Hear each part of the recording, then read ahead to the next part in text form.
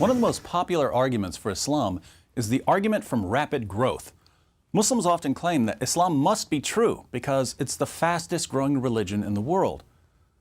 Arguments based on popularity are quite strange, since different religions and ideologies can be popular at different times and in different ways. Christianity is the world's largest religion, but no Muslim accepts this as proof that Christianity is true. Communism was one of the fastest spreading movements in history, but what does this have to do with the truth of communism? Muslims should only appeal to Islam's rapid growth as evidence for Islam if the reasons for Islam's rapid growth have something to do with Islam being true. So the question we should be asking is, why is Islam spreading rapidly? The primary reason Islam is growing so rapidly is high birth rates. As a general rule, if your group has more children than other groups, your group's going to grow faster than other groups. According to Pew Research, Muslims have the highest birth rates in the world. The question we should ask now is, why do Muslims have more children than non-Muslims?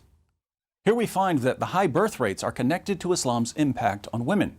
When women have fewer opportunities in life, they tend to start having children at a younger age.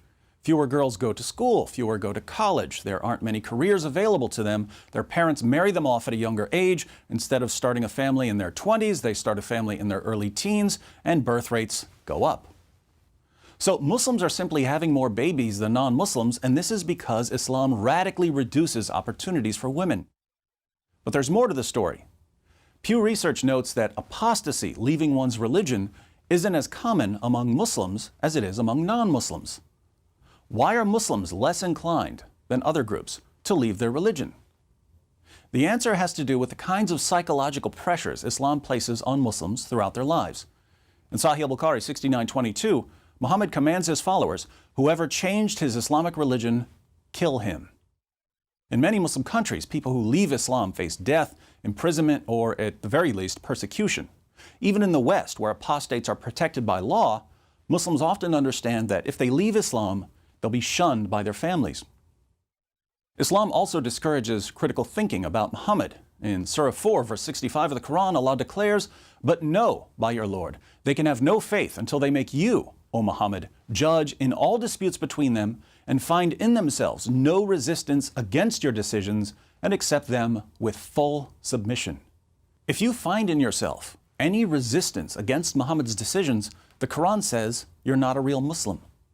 Verses like this have led to generations of Muslims who are terrified of questioning anything Muhammad said. And the result of the suppression of critical thought is that many Muslims regard any argument for Islam, even an argument like Islam is growing fast, so it must be true, as entirely convincing. Apart from this, Muslims are generally more sheltered from criticism than non-Muslims are. In Muslim countries, criticism of Islam is not tolerated and may be met with legal punishments or mob violence. Even in Western nations, criticism of Islam is often silenced by calling critics racists, bigots, hate mongers, and Islamophobes. Muhammad ordered his followers to kill people who made fun of him, and the Salman Rushdie affair and the murder of Theo van Gogh and the Charlie Hebdo massacre have convinced most critics to keep their mouths shut, thus further insulating Muslims from any sort of critical thinking about their religion. So now we understand why the Muslim population is growing so rapidly. But Islam isn't just growing rapidly in terms of global population, it's also growing rapidly in the West. Here again, however, this has little to do with conversions to Islam. Islam's main source of growth in the West is immigration. Why are so many Muslims fleeing Muslim countries and moving to the West? Sadly, Allah's commands to wage jihad against hypocrites and Muhammad's commands to kill apostates have led to endless instability in Muslim lands. There's always some group accusing other groups of being hypocrites or apostates and wanting to kill them for it. People who just want to live peaceful lives and provide a good future for their children decide to leave. And where do they go? They move to America or Europe. Putting all of this together, why is Islam growing globally? It's growing because of high birth rates combined with psychological conditioning. Why is Islam growing in the West? It's growing in the West because Islam tends to produce unstable countries that many people don't want to live in.